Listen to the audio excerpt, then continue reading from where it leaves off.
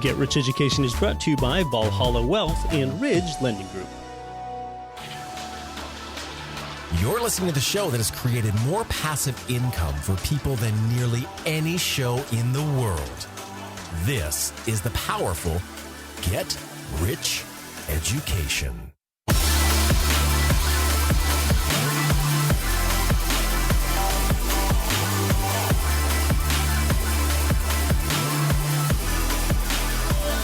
Welcome to Get Rich Education, episode 165, with millions of listener downloads in 186 world nations from Bosnia to Belgium to Bermuda. Thanks for listening to us on iHeartRadio, TuneIn Radio, Stitcher, Spreaker, SoundCloud, so many of you at Apple Podcasts, or maybe you're listening on the dedicated Get Rich Education phone apps. You can also listen right here at GetRichEducation.com. Welcome to the new listeners listening through your Spotify app. We're proud to be one of the first investing shows invited onto Spotify.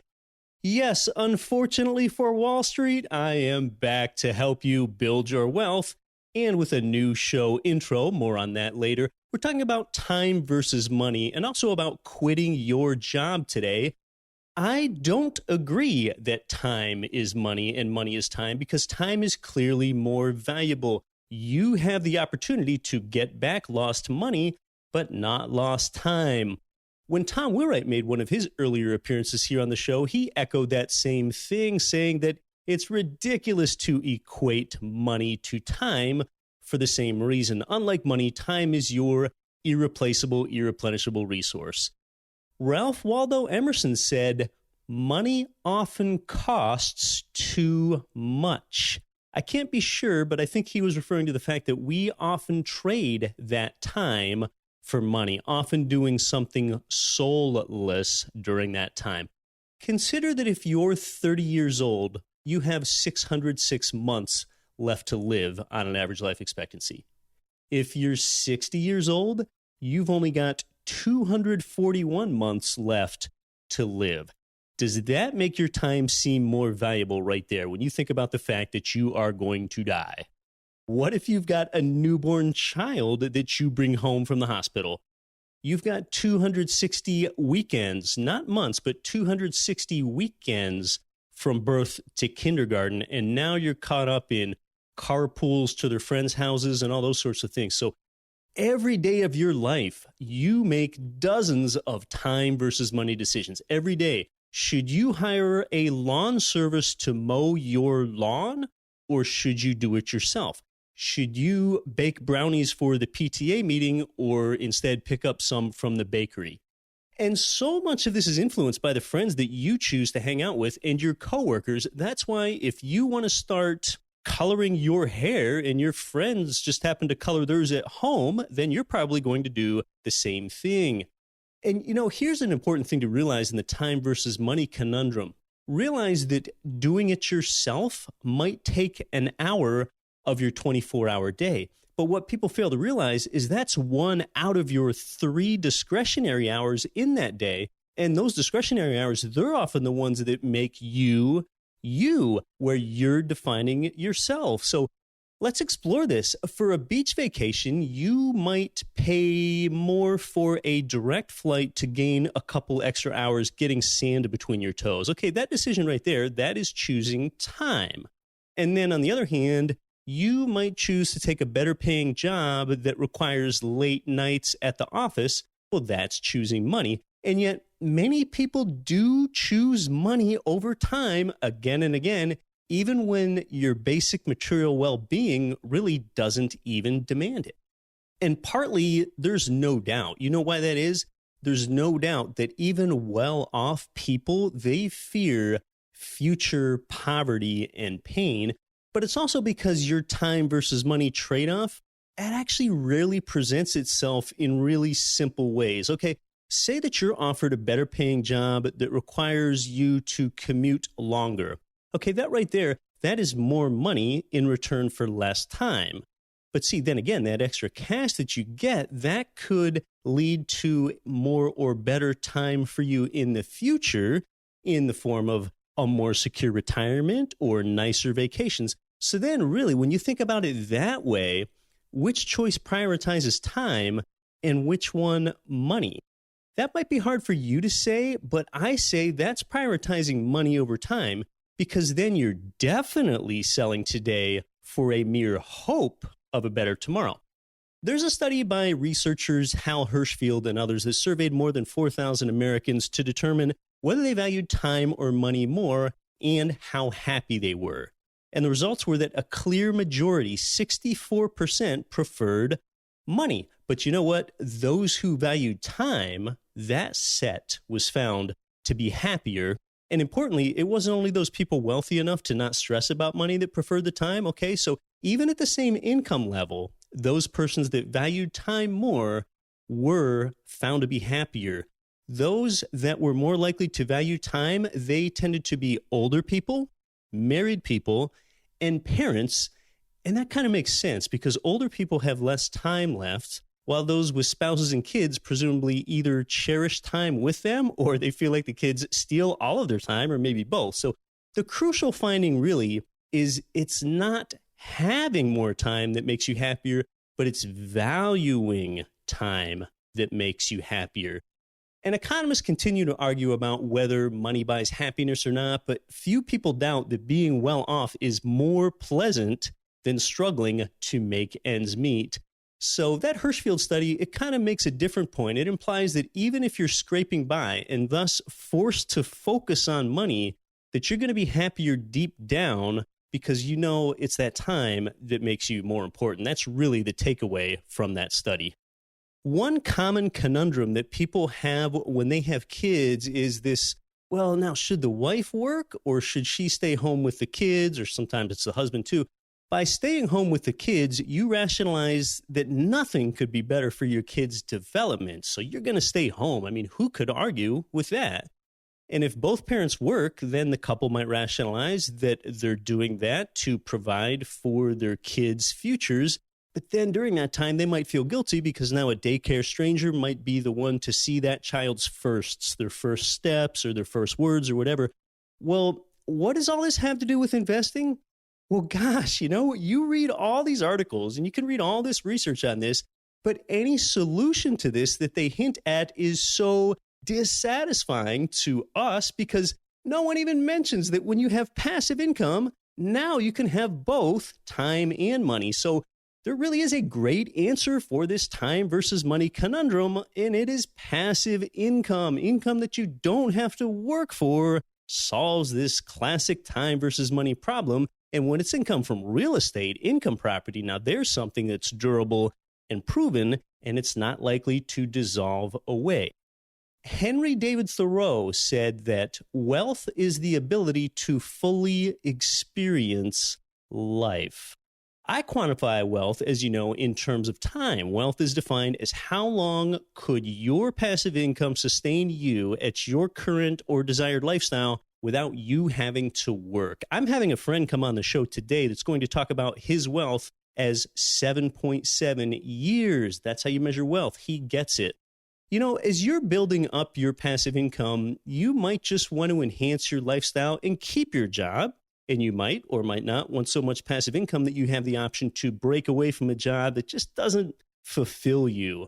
But quitting your job introduces fear for some people. When it comes to quitting your job, the Vietnamese monk Thich Nhat Hanh, and I'm sure I messed up that name, but anyway, he contributed a quote which I think is so impactful. He said, "People have a hard time letting go of their suffering.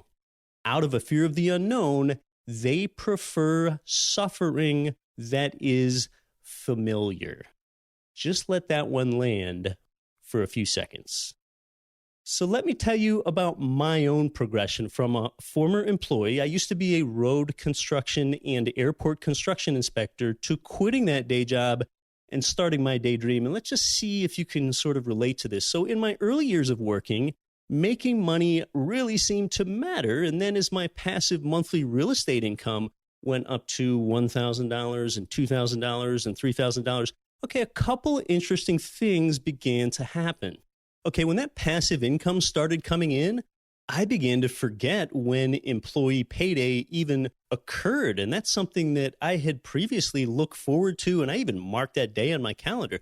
So at this stage, when I'm still an employee with maybe $3,000 of passive monthly rental income, I began to notice other things, and it came from comments from my coworkers. And at our day jobs, my coworkers and I were all paid roughly the same salary. I had returned from a great vacation to Hawaii's Big Island, seeing the volcanoes of flowing orange lava. Absolutely loved it. And I soon planned another trip to Maui. And a couple coworkers wondered how I had the money to keep going on these vacations, some of whom have never been to Hawaii at all, and they're older than me. And you begin to realize that a lot of people might only have $1,000 of monthly discretionary income left over after all their bills are paid. So with me having an extra $3,000 of real estate income, well, that might only increase my monthly income by 30%. But see, I've actually got 4 times the discretionary income of my coworkers now. So as my real estate income grew 5K, 10K, soon my paycheck barely seemed worth it for all the time that I was trading for it. And I think for a little while, I did try to rationalize keeping my job because there was a mild fear factor there. And it does feel good to contribute to others there in the workplace. But, even that didn't last for very long at all. And you know why? The difference maker was that I realized that at work, I was a replaceable piece. Okay, if I quit, someone else could come in and soon do the same tasks that I was doing. I was feeling like a replaceable cog and not really needing the money so bad anymore. That's what caused me to quit. And doing Get Rich Education provided me with a feeling of significance in the world, and I don't feel replaceable. There were other things that coworkers popularly say that just rubbed me the wrong way and made me feel like I was in the wrong place. And I think I might have mentioned this one on the air before, but it's worth mentioning again. It's that joke that, hey, you'll spend more time with your coworkers than you do with your own family. That right there is not funny. That never made me laugh. That almost demeans our very humanness. And that's what you're supposed to do? I mean, that's ridiculous. That right there, that is truly living life by society's default and not by your design.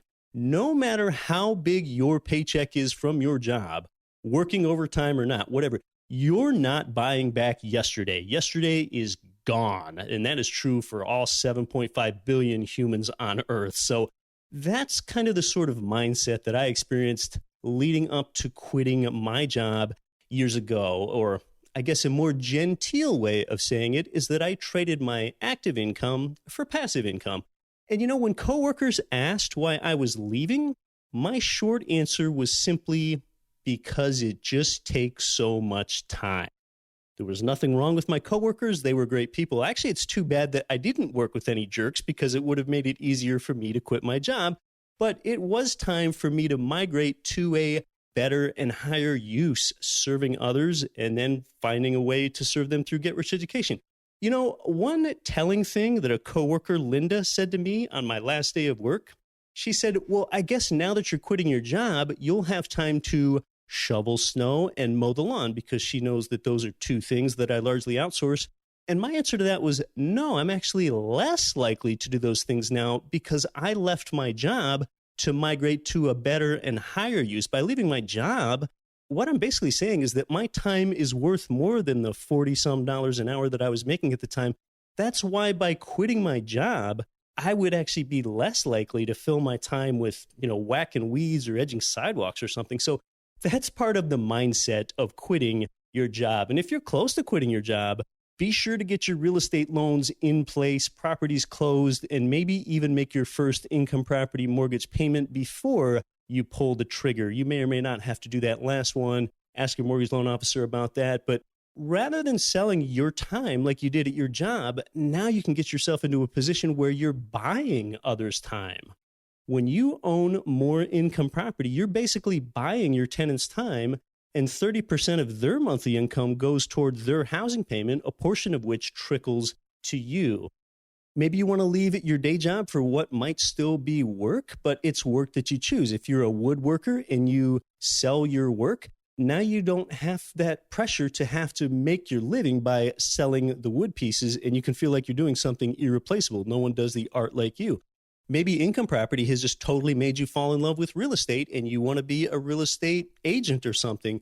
but you know that their income is slow to start and that they receive irregular income. Well, now your passive income gives you the latitude to do that. So when you quit your job, you can spend more time now in just thought and peaceful contemplation without being rushed. And, I just can't tell you how important time in thought is. People are so pressed for time in life that they listen to a podcast episode at 1.5 or 2x speed. And then when that episode is done, they go right to the next one.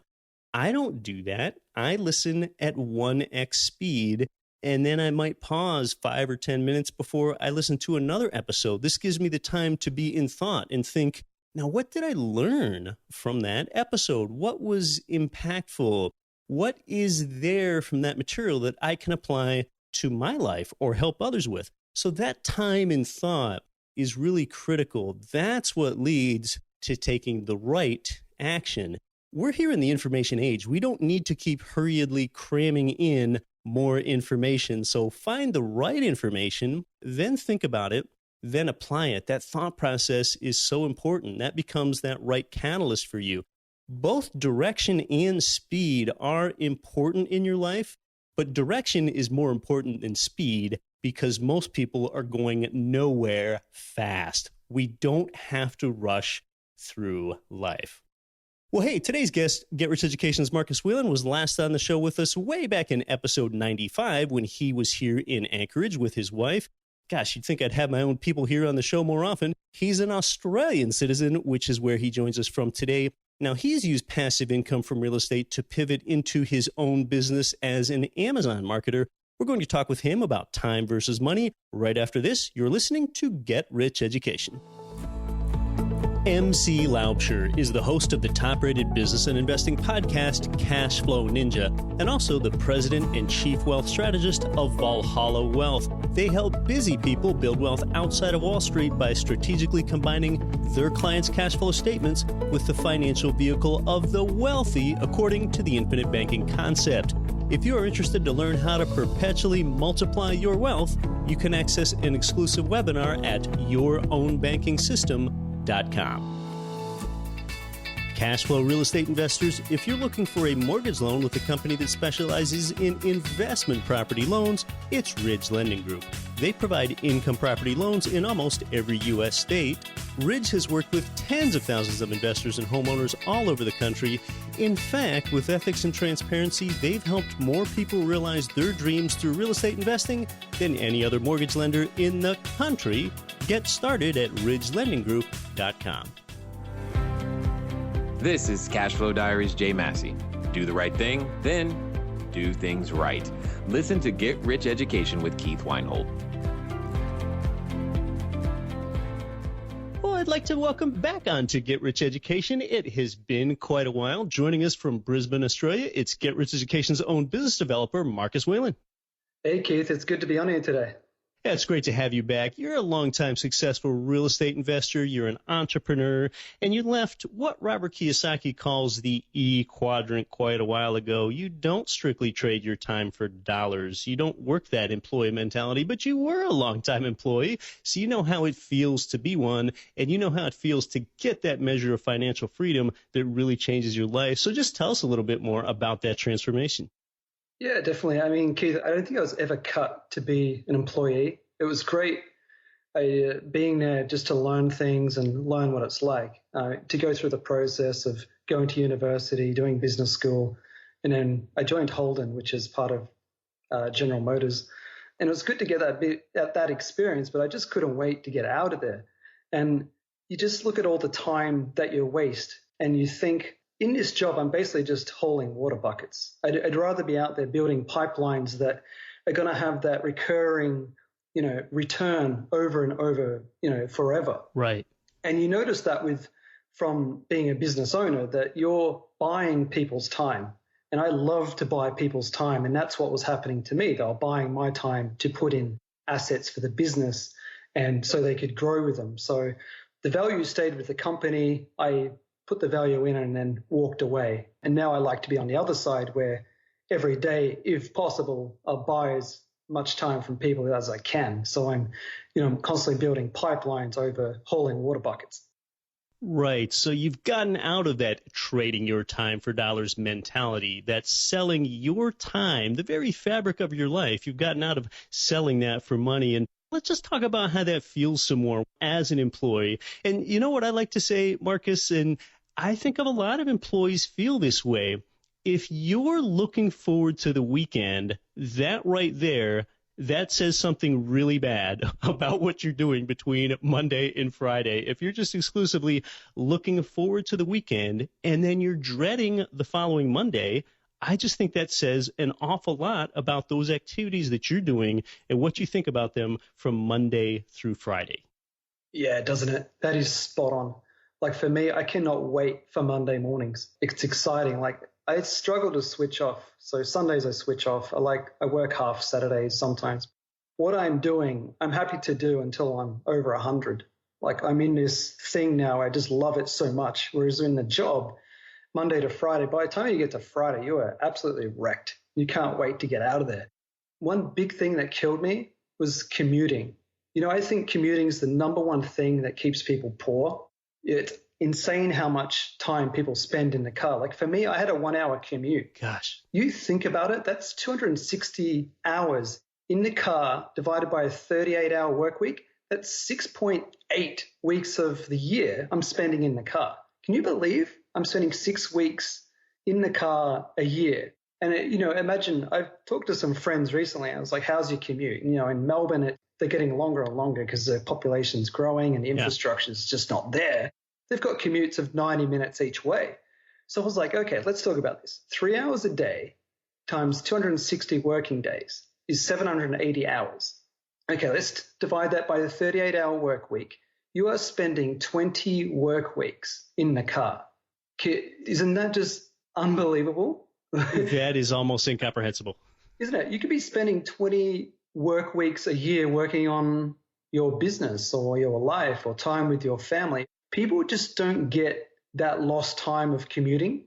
Like I used to work a job where I was consulting and a 50-minute block was $100. But if I had to travel 30 minutes to see the client and come back, I had to factor that in. So basically I worked out a calculator and it gave me the distance and time it took to travel to the client and back. At the end of it, I had my per minute return. So I knew exactly what my time was spent, including the car commute as well. I don't think any people do that. Like a 3-hour commute a day, put that time into your annual salary and see how much it comes out to as an hourly rate. I think people would be pretty scared.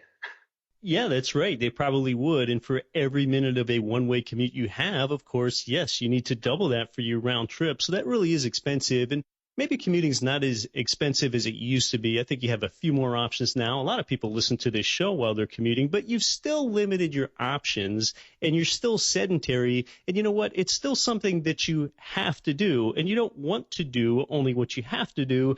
You want to have options. So a lot of people tolerate a long commute. And you know what it is, Marcus? I think a lot of job workers, a lot of employees, they really live life a little scared. They keep making that commute. They feel like they better return to work on Monday or they might lose their job. So people are actually designing a life with a commute built in around a feeling of them being scared. I mean, is that really the kind of life that you want to design for yourself where so much of your action is built upon being scared and built upon this fear? And a lot of people are willing to commute just to try to overcome and cope with that fear.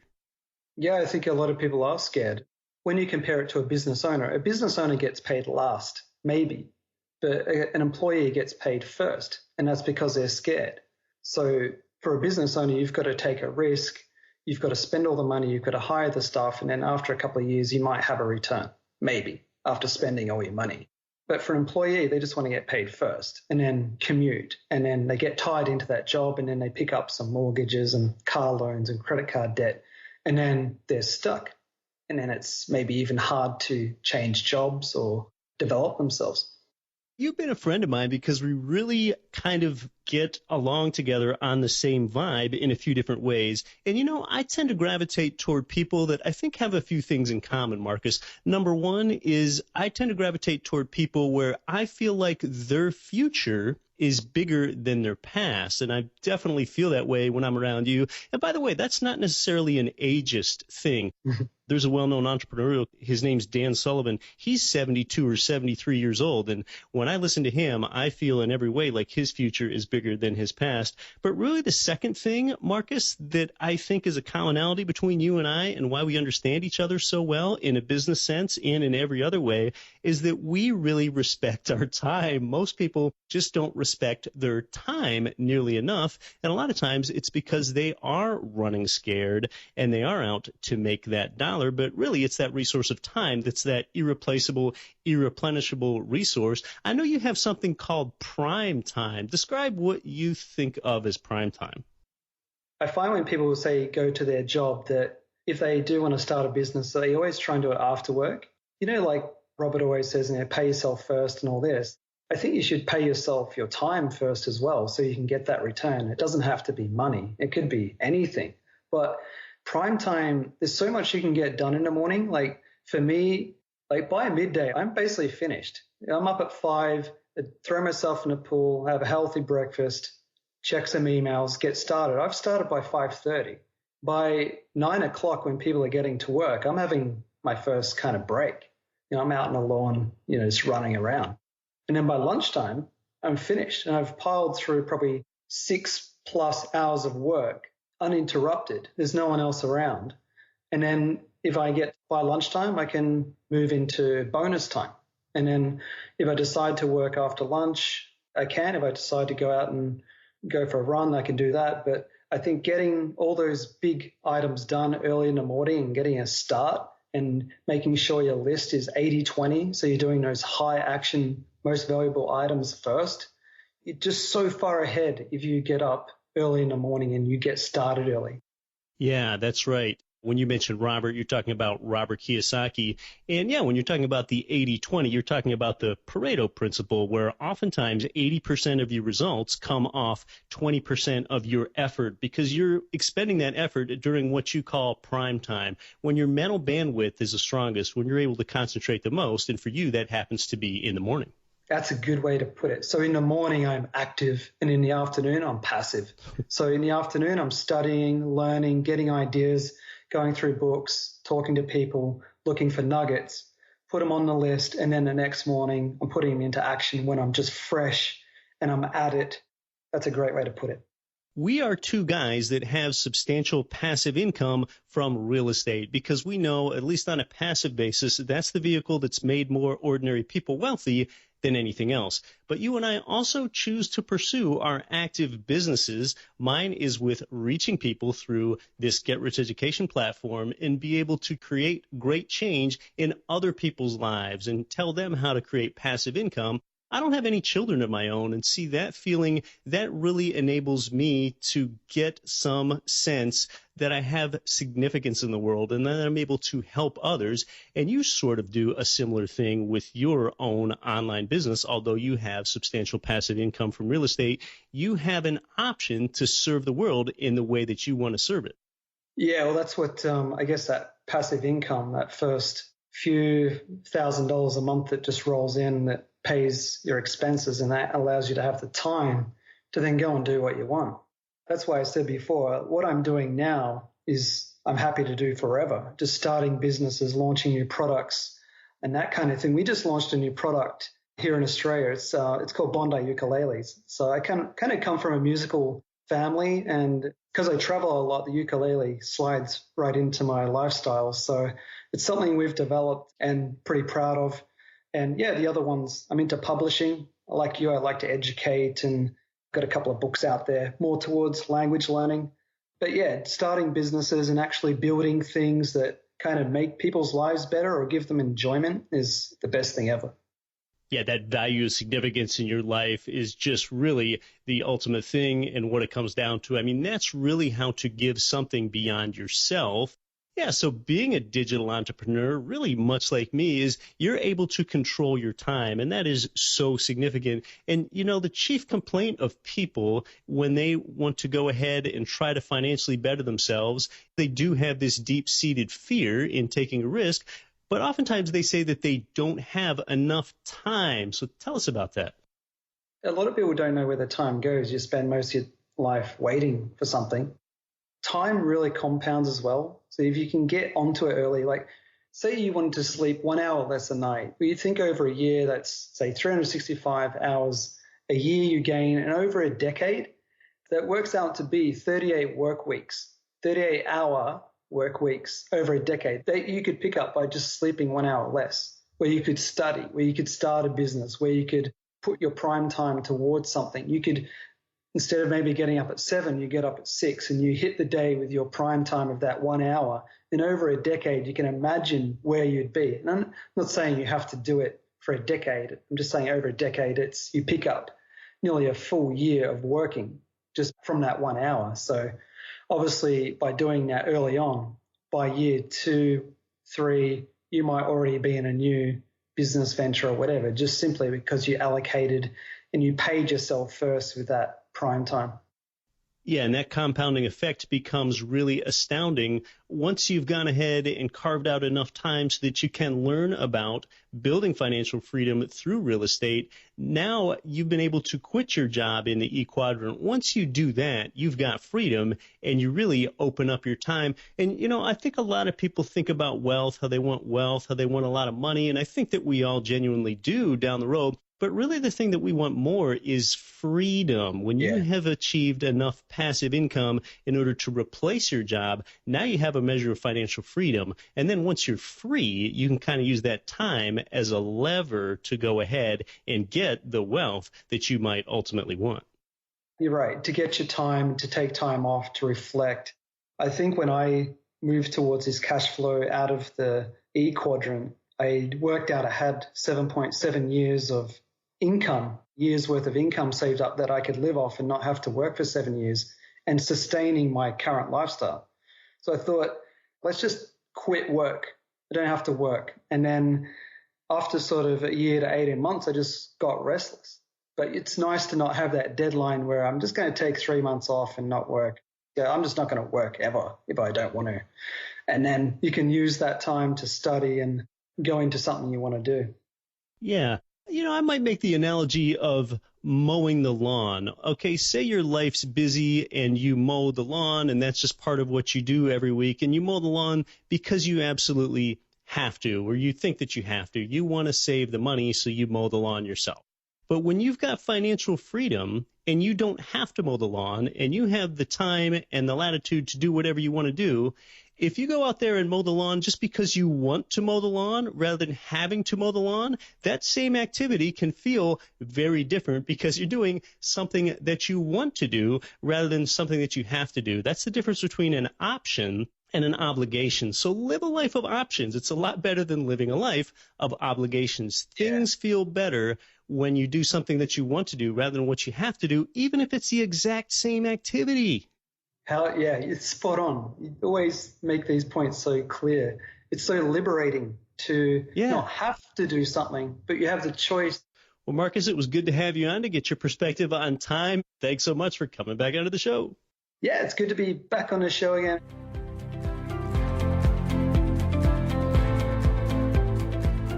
Yeah, well, some nice takeaways today with Marcus. Survey after survey, people are happier when they have more free time than the people with little free time and lots of money.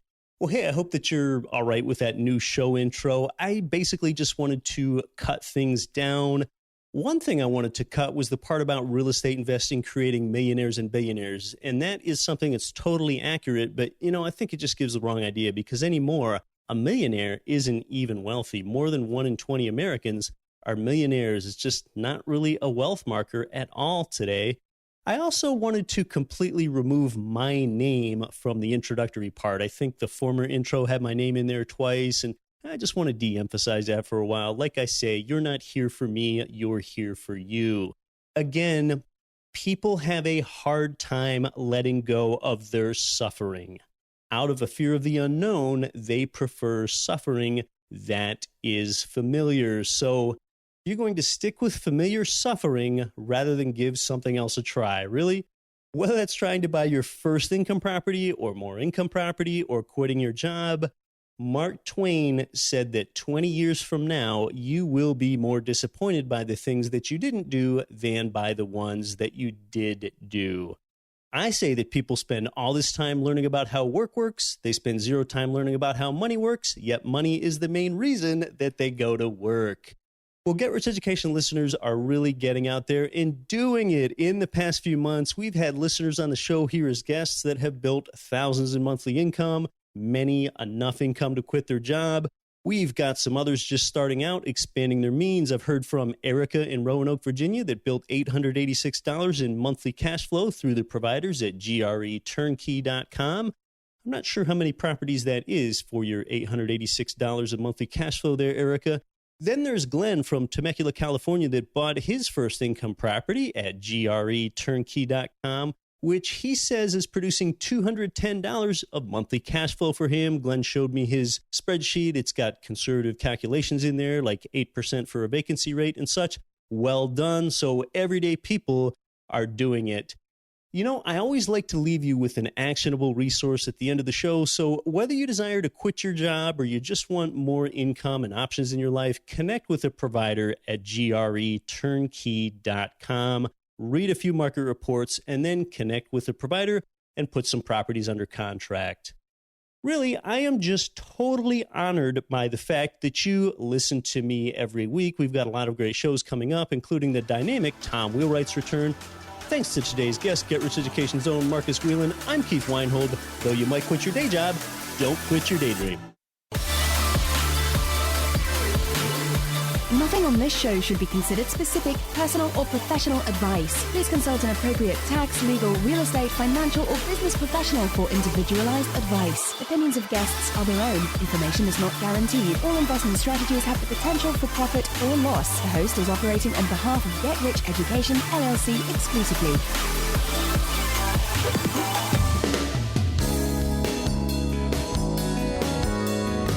The preceding program was brought to you by your home for wealth building, GetRichEducation.com.